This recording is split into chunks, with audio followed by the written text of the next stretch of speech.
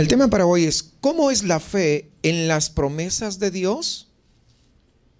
Es decir, ¿cómo luce la fe cuando yo digo que confío plenamente en las promesas de Dios?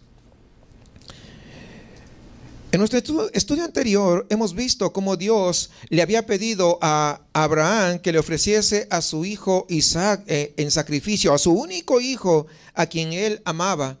Y habíamos visto que esta de por sí ya era una prueba tremenda, ¿no? No solamente por lo mucho que amaba a su hijo, sino también porque Abraham sabía que los sacrificios humanos estaban prohibidos. Y a pesar de ello, fíjense, Abraham, y eso lo hemos visto, solamente estoy haciéndoles recordar para entrar en contexto. A pesar de eso, Abraham obedeció y lo hizo como impulsado por su fe en Dios, creyendo que él, el Dios Todopoderoso, que era su amigo, podía resucitar a Isaac de entre los muertos. Y cuando estaba a punto de ejecutar el sacrificio, levantó el cuchillo, ¿verdad?, para poder sacrificar a su hijo. Dios mismo detiene la mano de Abraham porque había demostrado fe a través de su obediencia. Y surge la pregunta: ¿por qué exigió Dios a Abraham algo tan tremendo, no? Porque Dios sabía de la fe que había en el corazón de su siervo Abraham y esa predisposición para obedecerle, perdón. Por eso es que quiere probarle y además mostrarnos a nosotros una lección, porque eso iba a ser una lección para todos los creyentes. ¿Cuál era la lección? ¿De qué? De que él verdaderamente, cómo se tenía que tener fe en Dios. Tener fe en Dios es creerle aunque no vea nada. Porque si tienes fe en algo que ya ves, entonces ¿para qué vas a tener fe? No tiene sentido. Y cuando Dios promete algo, es porque lo va a cumplir aunque tú no veas nada. Además, Dios quiso mostrar en Isaac, en aquel hijo que es llevado y colocado en el altar del sacrificio, que es un tipo de Jesucristo. Si ustedes recuerdan, Isaac no dijo nada, no se quejó ni nada, y fue ahí. Y allí fue en el altar un tipo de Jesucristo. Y eso nos muestra más adelante cuando Cristo fue ofrecido de forma voluntaria en ese sacrificio vicario. Y cuando estaba Abraham a punto de matar a su hijo, dice que Dios le detuvo la mano y proveyó el cordero para el sacrificio sustituto de Isaac. Y eso nos hace ver una figura del sacrificio que iba a venir tiempo después: Jesucristo, el Cordero de Dios que quita el pecado del mundo. Ya hemos visto en reiteradas oportunidades a lo largo de este estudio de Génesis que Abraham había pasado muchas pruebas, había tenido altos y bajos, pero aún seguía siendo amigo de Dios. Hemos visto también que el creyente puede ser un buen creyente, un buen cristiano, pero puede eventualmente tener altos y bajos. Eventualmente puede pecar. Ya no practica más el pecado, pero eventualmente puede pecar. Por eso que el apóstol Juan dijo: hijitos míos, estas cosas os escribo para que no pequéis. Pero si por allí hubieses pecado, ¿no?, algún pecadillo por ahí, abogado tenemos para con el Padre, ¿a quién? A Jesucristo el justo. Y Él es la propiciación por nuestros pecados, y no solamente los nuestros, sino los de todo el mundo. Y ahora vamos a ver aquí, regresando a Génesis, en su vejez, en la vejez de Abraham, va a venir un momento triste, hermanos, cuando muere su amada esposa. Si Abraham fue el amigo de Dios, Sara indudablemente fue su amiga.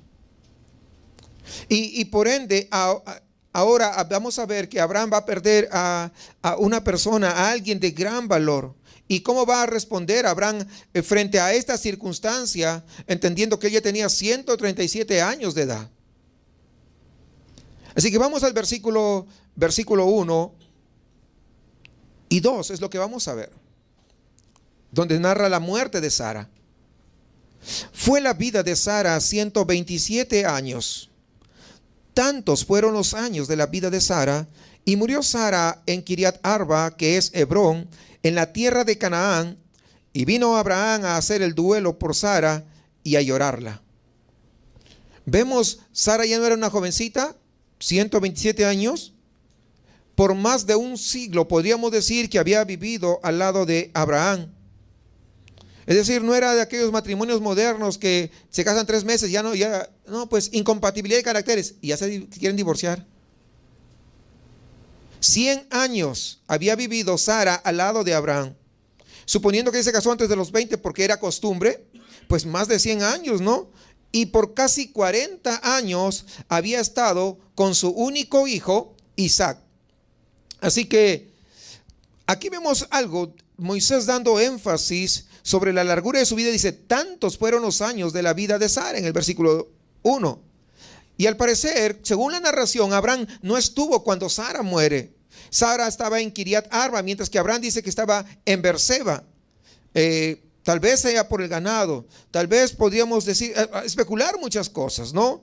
Por eso que en el versículo 2 dice, vino Abraham a hacer duelo por Sara.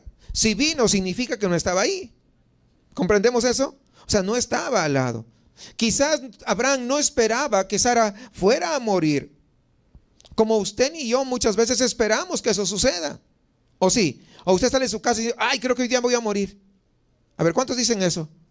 No, ¿verdad? Nadie espera. Cuando usted despide a su familia, no espera que mueran, ¿o sí? No. Es decir, igual, tal vez Abraham se fue a trabajar llevando el ganado y no esperaba que fuera a fallecer. Entonces, al parecer, la muerte le vino pues repentinamente, y Abraham estaba viajando cuando su esposa muere. Y eso muchas veces es más desesperante, porque quieres llegar y estás manejando, comienzas a acelerar y quieres llegar ahí, como si pudieras hacer algo. Tenemos la intención que es así, ¿no? ¿Sí o no? Por lo tanto, podemos darnos cuenta que este acontecimiento fue triste y a la vez bastante doloroso. Aunque vivamos entonces una larga vida, de todos modos, tendremos que morir. Y nunca sabremos cuándo la muerte nos va a alcanzar. De 10 personas que mueren, lo seguro que, de 10 personas que nacen, lo seguro que es que las 10 van a morir. ¿Eso es lo seguro? ¿O no? Sí, eso es lo seguro. Lo más importante no es que vamos a morir o cuándo morimos. Lo más importante es estar preparados para cuando llegue este momento. Abraham había hecho pues duelo largo tiempo, y tal vez con esa efusividad llena de emociones al estilo de la cultura de sus tiempos. Había perdido a la compañera de su vida, había perdido a la madre de su hijo, a una hermana en fe, una mujer que le respetaba, una mujer que le amaba, una mujer que siempre deseó lo mejor para Abraham, una mujer que estuvo sujeta a él toda su existencia. Por lo tanto, perder a una buena esposa es una gran tragedia humana. ¿O no? Sí, hermanos, es una gran tragedia. Hay que ser sinceros. Él era el padre de la fe, pero seguro que le dolió, era humano. A veces no hay palabras suficientes para describir estos episodios de la vida. Sin embargo, no es eso lo más resaltante que quiere la Biblia mostrarnos aquí. Aquí lo que la Biblia nos quiere mostrar es cómo la fe actúa cuando hemos recibido promesas de parte de Dios. Porque todos los que somos creyentes hemos recibido promesas de parte de Dios. ¿O no? Entonces, esas promesas nos tienen que llevar a levantarnos, no a quedarnos allí sumergidos en el dolor. Se queda sumergido en el dolor aquel que no tiene esperanza, pero nosotros como cristianos tenemos una esperanza, y no cualquiera, una esperanza grande y extraordinaria. Otra evidencia de que la muerte de Sara sorprendió a Abraham es que pues él aún pues no tenía dónde enterrar a su esposa y no había protectodeco tampoco en esos tiempos. Así que en medio de su luto él tuvo que pensar, ¿y ahora dónde la voy a enterrar? Ahora, quiero que entendamos algo, mis amados. No debemos pensar rápidamente que Abraham fue irresponsable al no buscar un lugar donde enterrar a Sara antes de su muerte. No. Y esto es bastante probable que se deba al deseo de que sea Dios quien le diera la tierra. ¿Por qué? Porque él aprendió la lección de esa debacle con Agar. ¿Recuerdan? Cuando él quiso ayudar a Dios. Entonces él entendió que no valía la pena su propia cuenta, sino que siempre, cual sea la circunstancia, saber esperar en Dios. Y la compra del sepulcro, dice que se hizo a los hijos de Ed, que eran los habitantes oriundos de Kiriat Arba, donde Sara había estado viviendo y falleció. Y Ed es el bisnieto era el bisnieto de Noé, nieto de Can e hijo de Canaán. Y Ed es el padre de los hititas, ¿no? Que en los días de Abraham era de uno de los subgrupos de los cananeos. Es un poquito de historia para que ustedes entiendan de dónde viene. Así que vamos al versículo 3 y 4 rápidamente. Dice: y se levantó Abraham de delante de su muerta y habló a los hijos de Ed diciendo: extranjero y forastero soy entre vosotros, dadme propiedad para sepultura entre vosotros y sepultaré mi muerta de delante de mí. Es decir, ante los habitantes de la región, tal vez algunos de ellos habían venido a hacer duelo con él. Abraham hace una doble confesión. En primer lugar dice: soy foráneo.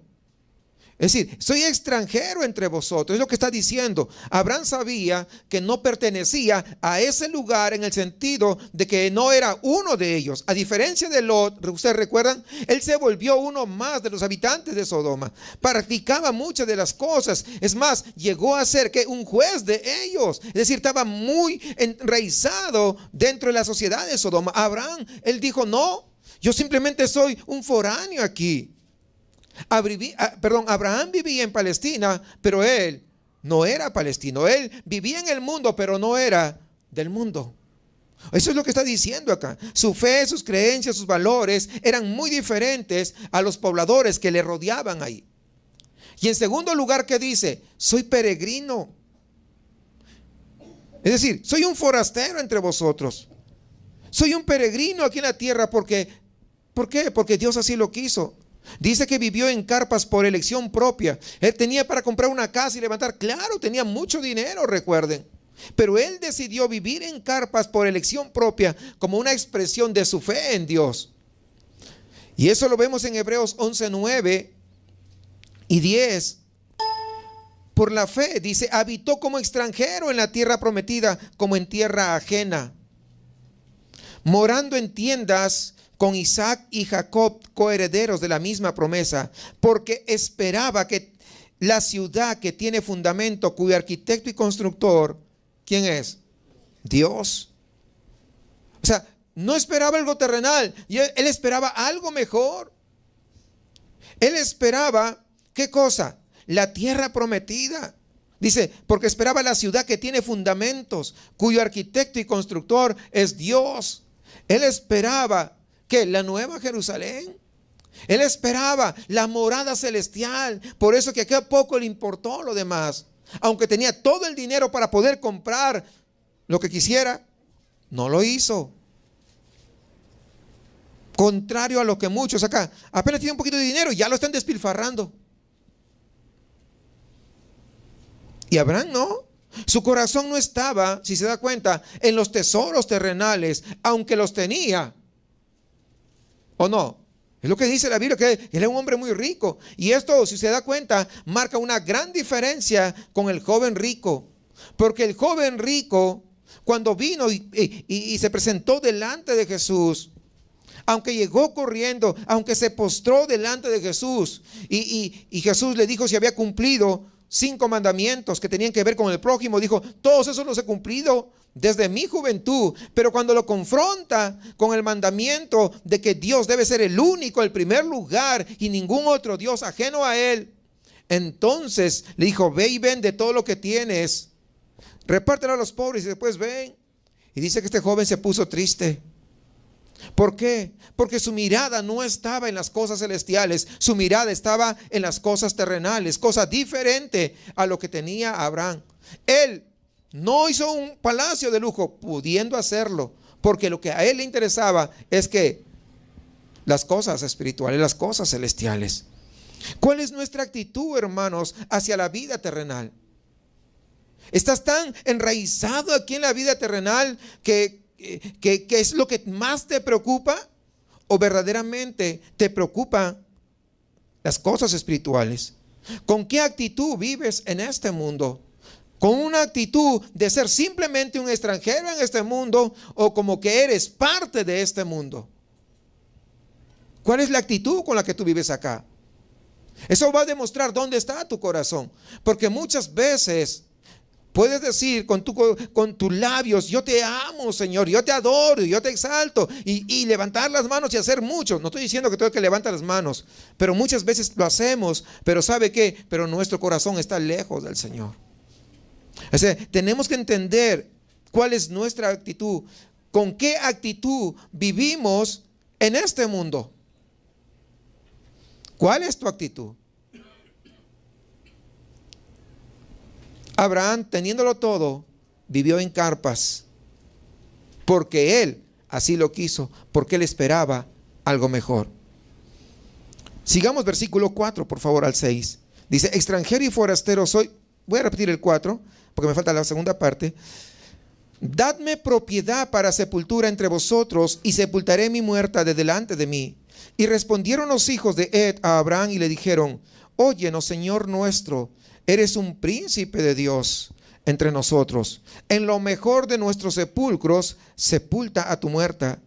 Ninguno de nosotros te negará su sepulcro, ni te impedirá que entierres tu muerta. Siendo extranjero y forastero, pues Abraham no tenía dónde enterrar a su esposa que había fallecido. Por esto hace este pedido, dadme propiedad para sepultura. Ahora, ese dadme no está diciendo regálame. Está diciendo que le permitan adquirir una propiedad. Y la respuesta de los hijos de Ed es interesante. Lo tratan con bastante respeto. Dice, óyenos, Señor nuestro. Ven el respeto que le tenían a Abraham. Se había ganado el respeto de los incrédulos, de los impíos. Y mi pregunta es, ¿tú te has ganado el respeto de los impíos por tu testimonio? Porque es lo que demuestra aquí. En segundo lugar, reconocen su importancia. Dice, eres un príncipe de Dios entre nosotros. Ojo, Abraham no se alabó a sí mismo como algunos, no. Yo soy princesa de Dios y que no sé qué y tanto rollo. No se alabó. A él lo alabaron. Fueron los impíos los que le alabaron. ¿Por qué? Por su testimonio. Porque cuando veían a Abraham, podían ver a Dios en medio de ellos. Y lo peor que muchos que se alaban, soy princesa de Dios, lo ves más mundana. Y yo digo, ¿y cree que son princesas de Dios? No puede ser. O sea, si el mundo te alaba por ser un testimonio, qué bien. Pero jamás se abra tu boca para alabarte a ti mismo.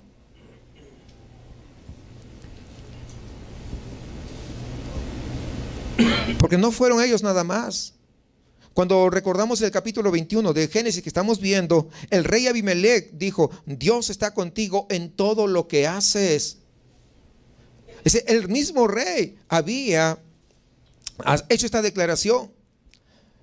Entonces, podemos ver o sacar una conclusión de que el testimonio de Abraham era el que hablaba más fuerte que sus propias palabras. Es así como tiene que hablar el testimonio nuestro. En tercer lugar, vemos que le ofrecen una propiedad especial. Dice, en lo mejor de nuestros sepulcros, sepulta a tu muerta. Fíjense, hermanos, en estas tres cosas que yo acabo de mencionar. ¿Cuánta diferencia fue el trato de los habitantes de Sodoma le dieron a Lot? Lo pusieron a Lot como un juez, pero realmente ni lo respetaban. Porque cuando al momento, ¿verdad?, en el que quiso tomar autoridad, todo el mundo se pasó por encima de esa autoridad. Cosa contraria vemos acá con el caso de Abraham. Todos ellos, a pesar de ser impíos, estaban respetando a Abraham. Hermanos, es extraordinario este testimonio que muestra Abraham. Toda la gente idólatra, toda la gente pagana, reconocía que Abraham era diferente, que Abraham verdaderamente era un hijo de Dios, pues un príncipe de Dios, era un hijo de Dios. Y eso lo hace ver por su testimonio. Y esto nos debería servir a nosotros, que la Biblia dice que somos hijos de Dios, ¿sí o no? ¿Sí o no, hermanos? Y ese es el testimonio que tenemos que dar a los incrédulos. Cuando un incrédulo te ve, cree que eres un hijo de Dios, cree que eres una hija de Dios. No lo sé, tendrías que hacerte esa pregunta. Y si no, tendrías que decirle: Señor, escudriñame. ¿Qué dentro de mí no está dando testimonio de ti? Aunque en la mayoría de los casos sabemos qué es lo que está faltando. En la mayoría de los casos sí sabemos. Pero podría que ser que hayan pecados ocultos también. Y es necesario estar delante del Señor, ser sinceros con Dios, de tal manera que podamos dar ese testimonio. El mundo está necesitando gentes de testimonio. Sigamos, por favor, versículo 7, y vamos a ir hasta el 18 de una sola vez. Y Abraham se levantó y se inclinó al pueblo de aquella tierra, a los hijos de Het, y habló con ellos diciendo: si tenéis voluntad de que yo sepulte mi muerta de delante de mí, oídme e interceded por mí con Efrón, hijo de Zoar, para que me dé la cueva de Macpela, que tiene al extremo de su heredad, que por su justo precio me la dé, para posesión de sepultura en medio de vosotros. Abraham no pedía regalado nada. Quería que un justo precio. Este Efrón estaba entre los hijos de Het, y respondió Efrón heteo a Abraham en presencia de los hijos de Het, de todos los que entraban por la puerta de su ciudad, diciendo: no, señor mío, óyeme, te doy la heredad y te doy también la cueva que está en ella, en presencia de los hijos de mi pueblo te la doy, sepulta tu muerta. Ese te doy, quiero que sepan, no es que se lo daba gratis. Es más o menos como usted dice: en tal dirección queda mi casa, que es tu casa. ¿Será la casa de la otra persona, sí o no? ¿Se dan cuenta que no es así? ¿Sí comprenden? Entonces, te doy no significa que lo regalaba. Les explico esto, ¿no? Porque algunos todavía no entienden. Entonces, es un formalismo simplemente.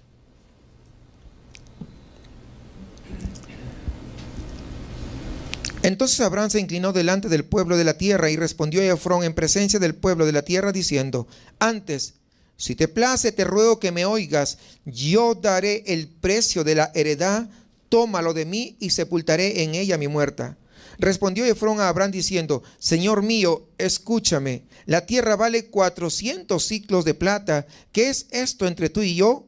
Entierra pues tu muerta. Entonces Abraham se convino con Efrón y pesó a Efrón el dinero que dijo en presencia de los hijos de Het, 400 siclos de plata de buena ley entre los mercaderes, y quedó la heredad de Efrón que estaba en Macpela al oriente de Manre, la heredad con la cueva que estaba en ella y todos los árboles que había en la heredad y en todos sus contornos, como propiedad de Abraham, en presencia de los hijos de Het y de todos los que entraban por la puerta de la ciudad.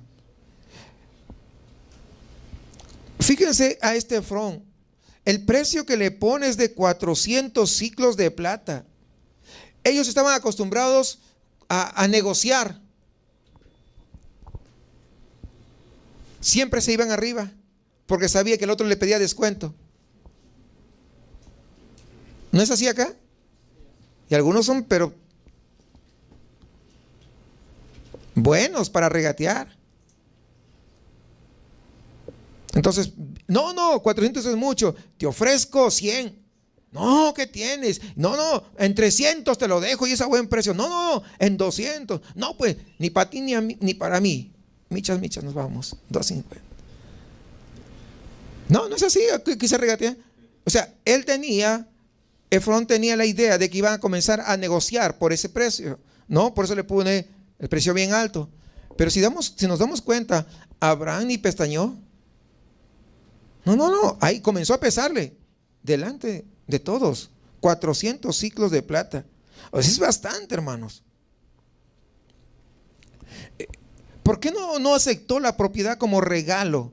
Porque la segunda vez pareciera que le estaban dando regalo, ¿no? Podría ser que Abraham sabía que ellos solamente estaban siendo muy formales, muy educados dentro de la cultura y tiempo, porque realmente no tenían la intención de regalarle la propiedad. Podría ser eso.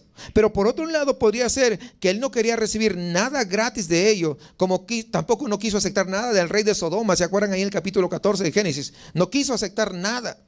Una tercera posibilidad es que, sabiendo que un día todo iba a ser de él, porque era promesa de Dios, recuerdan que Dios le había prometido todo ello, entonces no quería recibir nada ahora como un regalo. Así que él compra la propiedad como una primicia, anticipando el día en que todos sus descendientes iban a ocupar todo ese territorio. Y finalmente podría ser que Abraham quería asegurarse el derecho completo sobre el lugar donde iba a enterrar a Sara, de tal manera que nadie tuviera que meter las narices ahí, porque amaba demasiado a su esposa y quería que sea un lugar muy privado, ¿no? Así que, ¿qué tal si después podría ser no, ¿sabes qué? Me desanimé, porque la gente del mundo es así. O Dios te puede dar, pero ¿sabes qué? Siempre no. Oh, dice mi esposa que no, mejor que no, me la regreses. Generalmente ocurre así, generalmente no es al contrario. Digo generalmente. Cuando pues no, ¿sabes qué? Platiqué bien con mi esposa y me dice que no, ¿cómo que no sé qué?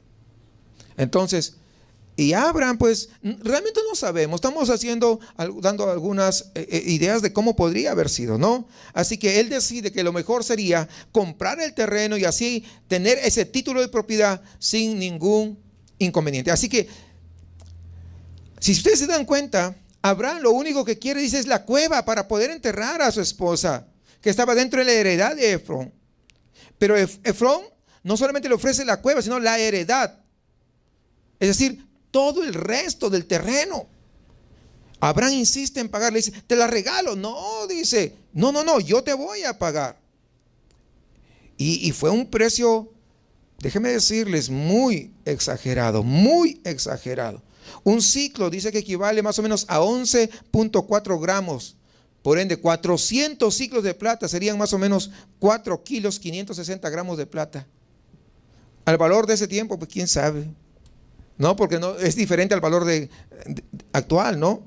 Entonces, no le vendieron tan cómodo, un precio muy accesible, era carísimo. Y sin embargo, esta parcela de tierra fue lo único que Abraham logró tener en Palestina durante toda su vida. No tuvo ningún otro lugar. Fue el único lugar. Fue una propiedad simplemente para enterrar a su esposa. Ahora, en todo esto, esa narración que hay, si ustedes se dan cuenta, Abraham actúa como con dignidad, como corresponde a un hijo de Dios y a un hombre que aprendió a caminar con Dios. Cosa diferente el día de hoy. Por ejemplo, yo hablo en el caso de los pastores, hermanos. Muchas veces los pastores, porque son hijos de Dios, se quieren aprovechar de todos los demás. Si hay un hermano que tiene una panadería, todas las tardes que van a traer pan caliente. Si hay un hermano que vende tortillas, todas las tardes quiere que le lleven tortillas. Y gratis. Hermanos, eso no es andar con dignidad. ¿O sí? ¿Van entendiendo? ¿Comprenden o no comprenden? Eso sí, comprar lo justo, al justo precio, ¿no? Ah, porque ese pastor le va a subir. Pues tampoco, ¿verdad? Imagínense. Todo tiene que ser, ¿qué? Al justo precio. Si conocen a alguien que corta el cabello, cada vez que quieren, van ahí para que les corten gratis. No, eso no puede ser, mis hermanos. No se anda dignamente como corresponde a un hijo de Dios. No se están dando dignamente como un hombre que ha aprendido a caminar con Dios. Porque cuando alguien va así y no quiere pagar, O agarran los taxis, ¿no? Hay unos hermanos que tienen taxi. Ah, mira, me mueve para allá. Y es para la obra del Señor. Y mueve más acá. Y para la obra del Señor. Y no pagan nada, hermanos. Muchos de los hermanos, los que tienen taxis, tienen que pagar al diario una cantidad determinada. ¿Si sabemos o no sabemos eso? Muchas veces el hermano puede decir, no, no es nada, pero lo hace por cortesía, ¿no? No, hermanos, hay que pagar. Yo no puedo decir algo que no lo practico, yo lo practico.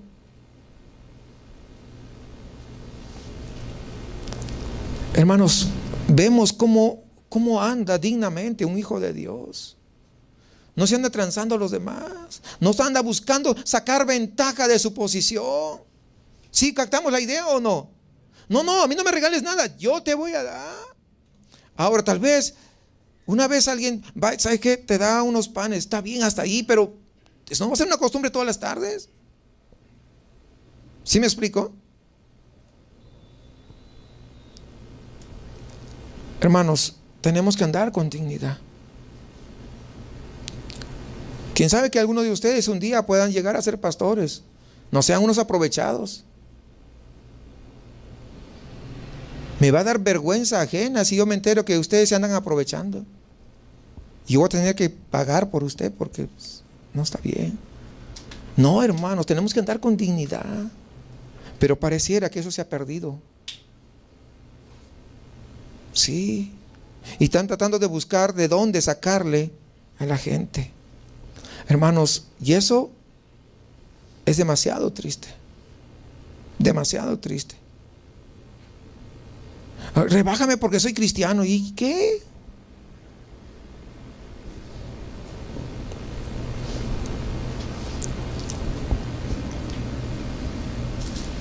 Versículo 19.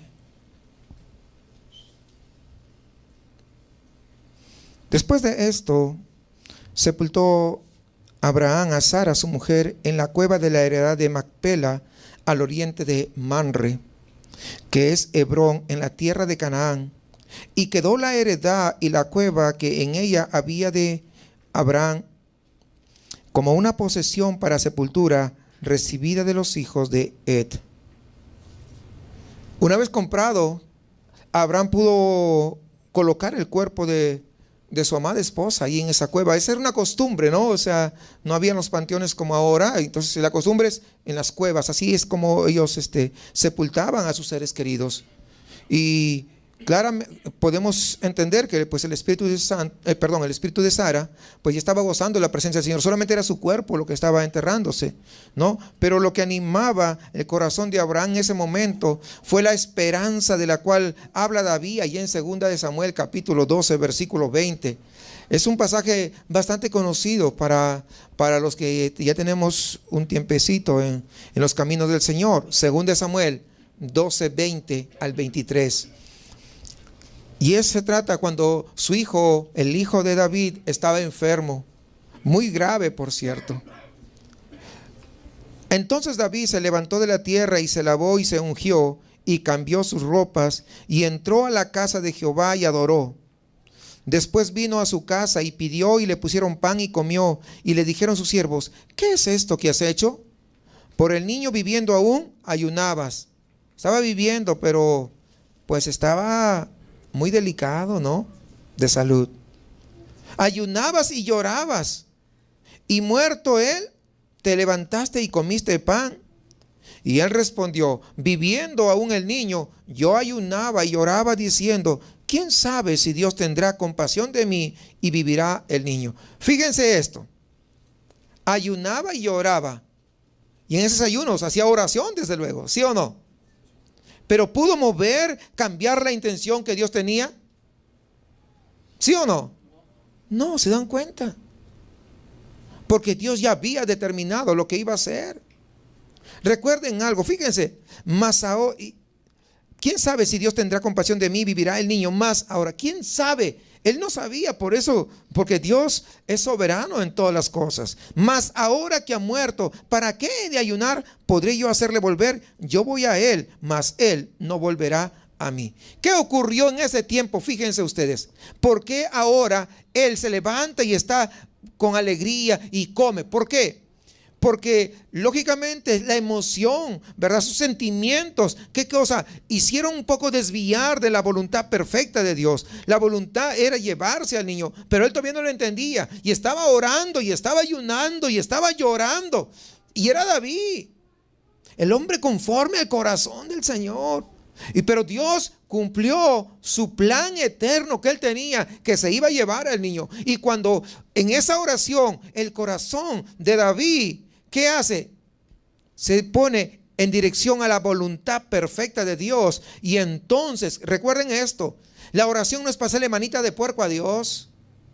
La oración es para que nuestro corazón se alinee con la voluntad perfecta de Dios. Y cuando eso ocurre, podemos tener paz. Cuando eso ocurre, podemos tener gozo, aún en medio de las tribulaciones. Cuando eso ocurre, podemos estar seguros que vamos en el camino correcto.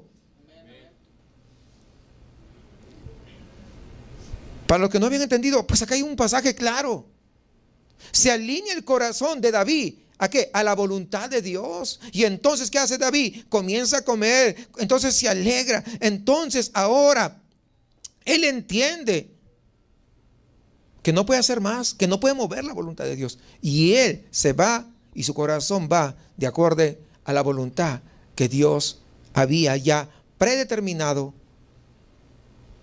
con muchísima anticipación, desde antes de la fundación del mundo. Es decir, Dios ya tiene planes y nadie lo va a mover de esos planes. Cuando alguien dice, vamos a hacer 40 días de ayuno para que Dios haga esto, aquello y lo otro, deberíamos preguntarnos si eso está en la voluntad de Dios.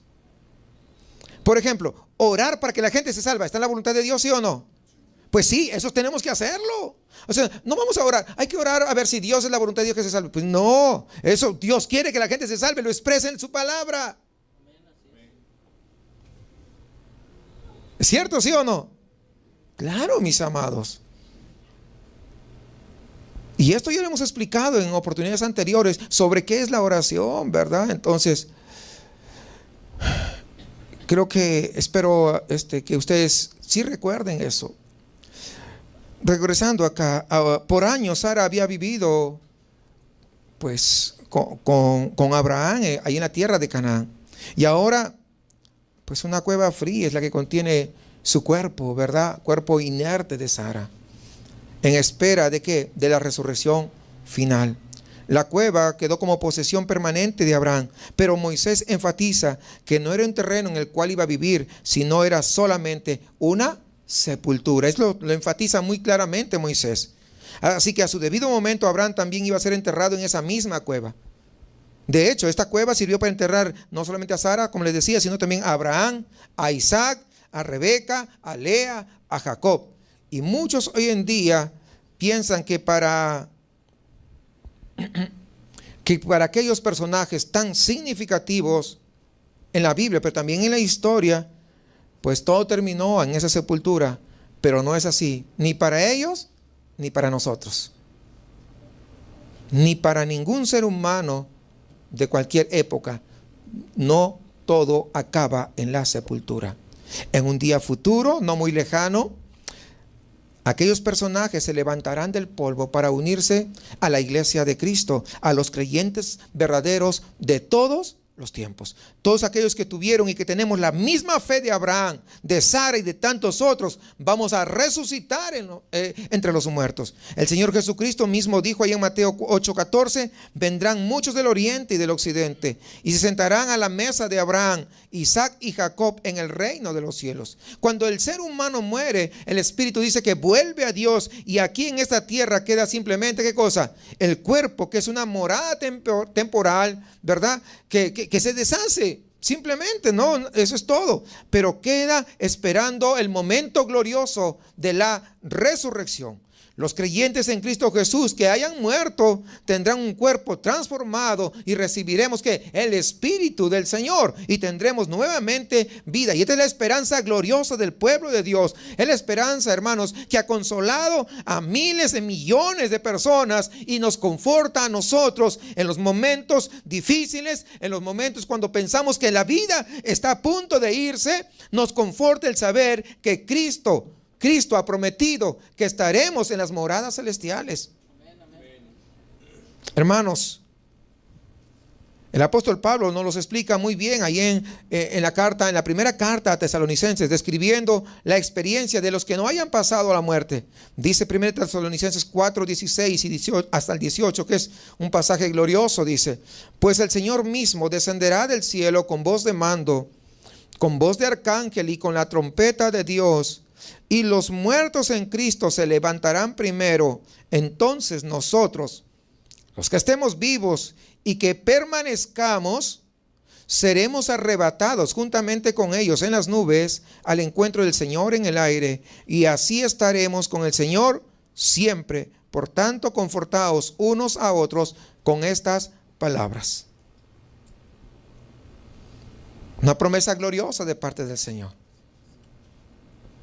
Una promesa extraordinaria de Dios a nosotros.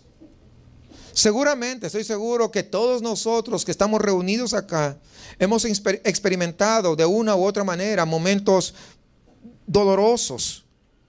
Cuando muchas veces la muerte pasa cerca a nosotros, arrebatándonos a un ser querido. Y todos hemos pasado por esa circunstancia. Unos antes y unos después, pero todos se lo hemos pasado. El tiempo transcurre y diríamos, y suaviza el impacto y el desgarramiento que muchas veces sentimos. Y aunque quede el vacío que nada ni nadie puede llenar, sin embargo hay alguien que lo llena todo, y ese es Cristo Jesús, con el poder de su Espíritu Santo. Por otra parte, las enfermedades o dolencias graves que a veces podamos sufrir, muchas veces crean en nosotros un sentimiento de inseguridad. ¿Por qué? Porque cuando uno está tendido en la cama, sin poder levantarte, sin fuerzas, y parece que el alma se te va, entonces comienzas a ver y a evaluar tu verdadera fragilidad frente a la vida.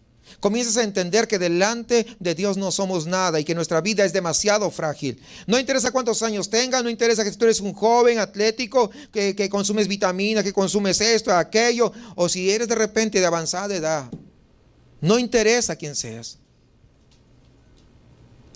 Cuando estamos en una cama donde no tenemos ni fuerzas para poder levantarnos, donde necesitamos de alguien que nos levante, entonces podemos comprender la fragilidad de la vida. E incluso cuando ya comenzamos a avanzar en la edad, hay un desgaste natural en nuestro cuerpo y nos recuerda la fugacidad de nuestra vida. Que el tiempo pasa más rápido de lo que nosotros imaginamos. Cuando éramos jóvenes nos trepábamos al techo y nos bajábamos y no pasaba nada. Ahora no puedes, necesitas una escalera obligadamente. Y algunos necesitan un elevador. Porque así es. Y cómo pasaron los años. Así que esta fugacidad o esta rapidez en el transcurso del tiempo, hermanos, en la mayoría del ser humano pasa inadvertido. ¿O no? Sí. Pasa muy inadvertido. Y esto ha quedado bien reflejado en las palabras de la oración de Moisés a Dios, ahí en el Salmo 90, versículo 4 al 6, Salmo 90, 4 al 6. Es un salmo de Moisés que dice: porque 1000 años ante tus ojos son como el día de ayer que pasó, y como una de las vigilias de la noche. Tú los has barrido como un torrente, son como un sueño. Son como la hierba que por la mañana reverdece, por la mañana florece y reverdece, al atardecer se marchita y se seca. Así es la vida de corta. Razón más que suficiente para poder anhelar la justicia de Dios en nuestras vidas. Entendiendo que nuestra vida es corta. Algunos pareciera que no lo entienden. Los jóvenes, por ejemplo, recuérdense cuando se graduaron de preescolar. Ahí parecía que ahí se iban a quedar. ¿no? Y ya terminaron la universidad. Y tan rápido se fue. Y das vuelta y dices, oye, se fue tan rápido, se fue. No, mira qué edad que tengo. Y aunque las hermanas damas nunca quieran decir su edad, igual va a pasar el tiempo. No les gusta decir. No, tampoco les gusta que les pregunten cuántos años tienen. Hay excepciones, pero la gran mayoría no les gusta. Pero el tiempo no se detiene. Y aunque no digan, pues lo externo dice más o menos qué edad tienen. ¿A poco no? ¿Es cierto o no es cierto? Aunque no quieran. Es decir, vemos la fragilidad de la vida, vemos la rapidez con que se pasa la vida. Ahora, si entendemos esa rapidez con que pasa, con que transcurre el tiempo, ¿por qué no apelar a la justicia de Dios sobre nosotros? Y sabemos que la única forma de que la justicia de Dios pueda ser sobre nosotros es arrepintiéndonos y poniendo nuestra fe en Cristo Jesús. Aquel que fue justo por los injustos. Cuando eso ocurre, mis injusticias los pongo en la cuenta de Cristo y la justicia de Cristo lo pone a mi cuenta. Mis pecados van encima de Cristo y la santidad de Cristo se pone a mi cuenta. De tal manera que cuando me presente en la presencia del Señor, o cuando el Señor me mire, no me va a ver con mis pecados, sino me va a ver a través de la santidad de Cristo, su Hijo amado, que murió en la cruz por mí y por usted. ¿Sí entendemos? O sea, por eso es, al ver la fragilidad de la vida, es que necesitamos que la justicia de Dios sea aplicada a nosotros. Y la única manera es a través de lo que acabo de decirles. No sé si se percataron de algo. Ustedes, yo sé que son muy observadores. En este capítulo 23, ¿cuántas veces se menciona a Isaac? Ninguna. Brilla por su ausencia. En el capítulo anterior sí, ayer casi el protagonista. Pero ahora vemos que no se menciona. Indudablemente estuvo presente en los funerales de su madre, porque recuerden que amaba mucho a Sara, su madre, y eso también nos dice en capítulos anteriores. Tomando en cuenta que Isaac nació cuando Sara tenía 90 años y ahora dice que muere a los 127 años, es decir que pasó 37 años, ¿verdad? Era Isaac de 37 años cuando Sara muere. Y es probable que su muerte haya afectado en gran manera a su único hijo, a Isaac, porque al ser el único, tal vez era el hijo mimado, el hijo consentido. ¿O no? ¿Sí o no, hermanos? Pues no, es bastante probable, ¿no? Sin embargo, el que actúa en todo este capítulo, ¿quién es? Abraham, el hombre de fe. Entonces, a la pregunta, ¿cómo es la fe en las promesas de Dios? ¿Cómo luce la fe que tú tienes o que yo tengo con respecto a las promesas de Dios? Podemos darnos cuenta de algo, mis hermanos, que esta fe, lejos de hacernos pasivos, ¿no? De estar ahí, no, nos lleva a actuar con dignidad en primer lugar, ganando así el respeto de la gente que nos rodea. Es decir, es una fe activa. Abraham, el padre de los creyentes, fue un hombre que tuvo fe en las promesas de Dios. No vivió para ver el cumplimiento de la mayoría de ellas, pero eso no, si no, no sería fe. Pero él confió en Dios. Él nunca vio a su descendencia llegar a ser una nación grande y poderosa o que tomara posesión de la tierra prometida. No lo vio. Pero él, su fe no decayó. Y él no vivió para ver a su descendiente más grande, más extraordinario, en el que mediante su vida perfecta y su muerte inocente, todas las familias de la tierra serían bendecidas. No vivió para verlo. Pero él siguió hasta el último instante de su vida, creyendo, teniendo fe en Dios. Si vemos este capítulo, el énfasis que hace es que Abraham creyó a las promesas de Dios, aun cuando él no fue testigo de ninguno de esos cumplimientos. Ese es creerle a Dios. Y aunque Abraham pudo haber regresado a Harán con sus parientes para poder llevar a Sara a sepultarlo, era su esposa, mejor nos regresamos para allá para sepultarlo. Sin embargo, sus acciones dijeron otra cosa diferente. No lo dice con palabras, pero las acciones dicen: Harán ya no es mi hogar. El futuro de mi familia está en Canaán, porque así lo ha dicho Dios. No yo, sino Dios. Y aquí es donde el gran plan de Dios se va a cumplir. Y aquí es donde yo estoy decidido a permanecer. De la misma forma, hermanos, nuestra confianza en las promesas que Dios nos ha dado en Jesucristo van a transformar los pequeños detalles comunes y rutinarios en oportunidades para poder testificar de esa fe tan extraordinaria que hay en nuestras vidas. Por lo tanto, hermanos, nosotros, al igual que Abraham, debemos decir con mucha firmeza: yo no regresaré al lugar de donde Dios me sacó. Yo quiero que los propósitos eternos se cumplan en mi vida, en mi familia. Porque acá Él me tiene, no para que yo haga mi voluntad, sino que estoy dispuesto a hacer la voluntad de aquel que dio su vida ahí en la cruz del Calvario.